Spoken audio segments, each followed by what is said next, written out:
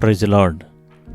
ಕರ್ತನಾದ ಯೇಸುವಿನ ನಾಮದಲ್ಲಿ ಪುನರಾವರ್ತಿ ನಿಮ್ಮೆಲ್ಲರನ್ನ ದೇವರ ವಾಕ್ಯ ಧ್ಯಾನಕ್ಕೋಸ್ಕರ ಸ್ವಾಗತವನ್ನು ಮಾಡುವಂಥವರಾಗಿದ್ದೇವೆ. ಪ್ರಿಯ ಸಹೋದರ ಸಹೋದರಿಯರೇ, ಈ ದಿನದ ವಾಕ್ಯ ಧ್ಯಾನಕ್ಕಾಗಿ ರ್ಯಾಪ್ಚರ್ ಅಂತ ಹೇಳಿದ್ರೆ ಏನು ಅಂತೇಳಿ ದೇವರ ವಾಕ್ಯದ ಆಧಾರದಲ್ಲಿ ಧ್ಯಾನ ಮಾಡೋಣ.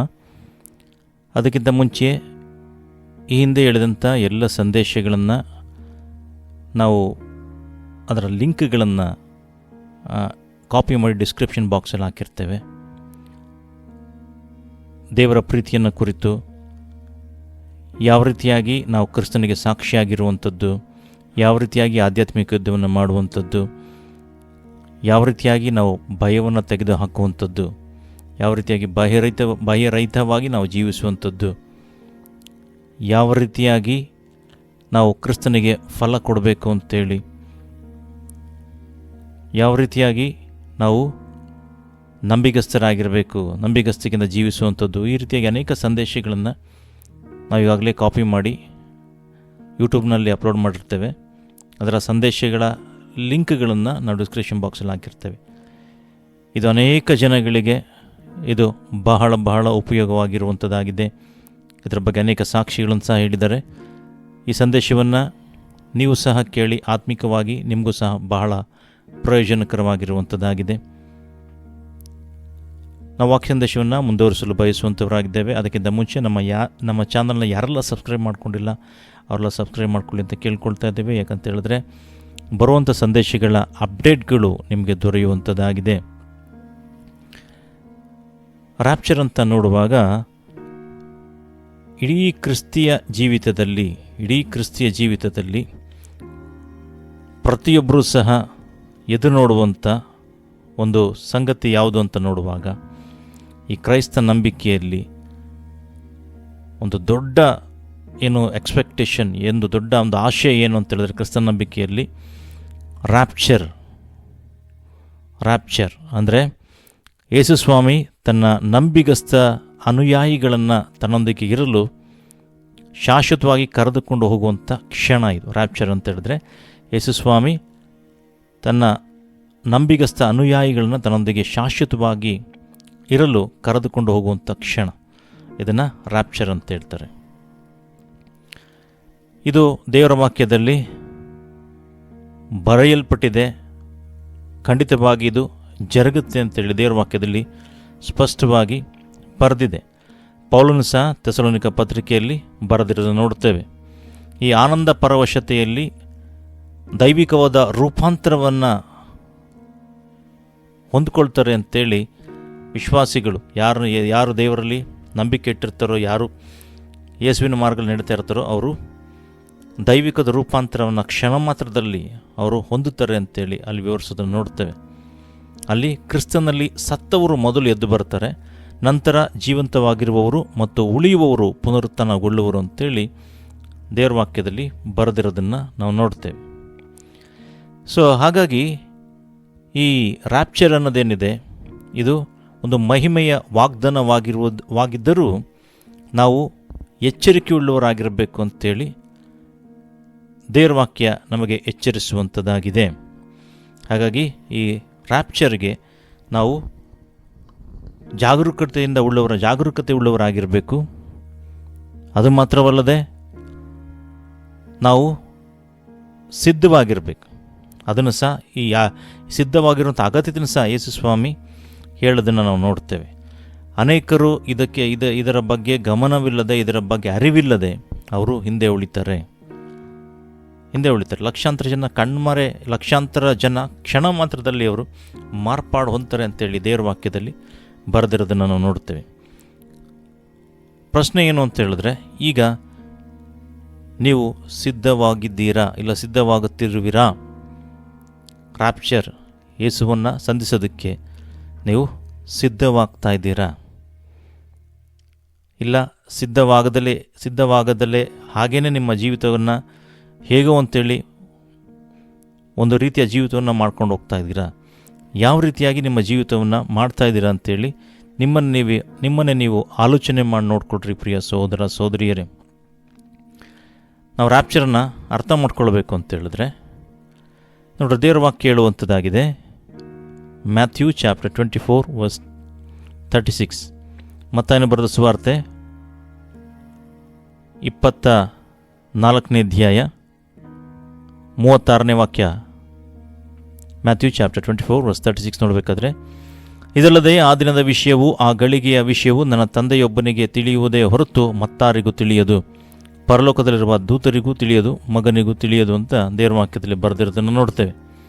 ಅಂದರೆ ಈ ವಿಷಯ ಯಾವ ಟೈಮಲ್ಲಾಗುತ್ತೆ, ಯಾವ ಸಮಯದಲ್ಲಾಗುತ್ತೆ ಅಂತೇಳಿ ಯಾರಿಗೂ ಸಹ ಗೊತ್ತಿಲ್ಲ ಅಂಥೇಳಿ ಯೇಸುಸ್ವಾಮಿ ಹೇಳೋದನ್ನು ನಾವು ನೋಡ್ತಾ ಇದ್ದೇವೆ.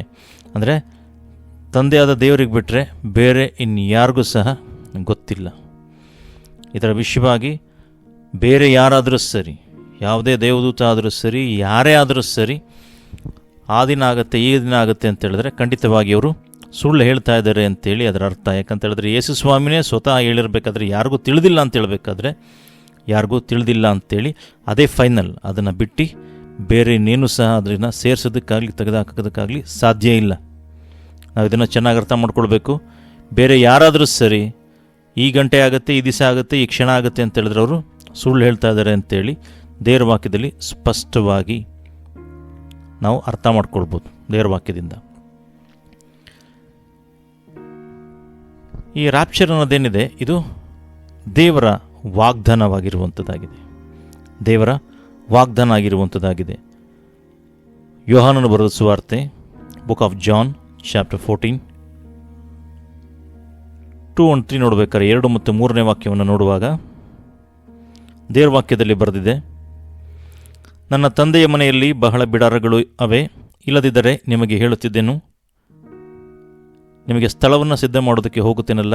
ನಾನು ಹೋಗಿ ನಿಮಗೆ ಸ್ಥಳವನ್ನು ಸಿದ್ಧ ಮಾಡಿದ ಮೇಲೆ ತಿರುಗಿ ಬಂದು ನಿಮ್ಮನ್ನ ಕರ್ಕೊಂಡು ಹೋಗಿ ನನ್ನ ಬಳಿಗೆ ಸೇರಿಸಿಕೊಳ್ಳುವೆನು, ಯಾಕೆಂದರೆ ನಾನಿರುವ ಸ್ಥಳದಲ್ಲಿ ನೀವು ಸಹ ಇರಬೇಕು.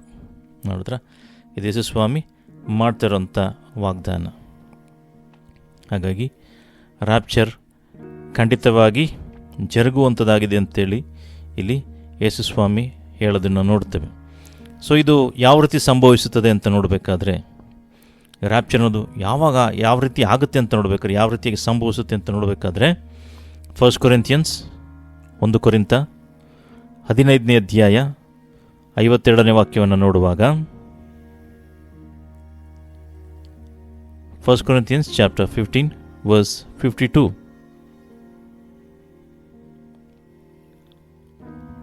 ಆದರೆ ಕಡೆಯ ತುತ್ತೂರಿಯ ಧ್ವನಿಯಾಗುವಾಗ ನಾವೆಲ್ಲರೂ ಒಂದು ಕ್ಷಣದಲ್ಲೇ ರಪ್ಪೆ ಬಡಿಯುವಷ್ಟರೊಳಗಾಗಿ ಮಾರ್ಪಡುವೆವು.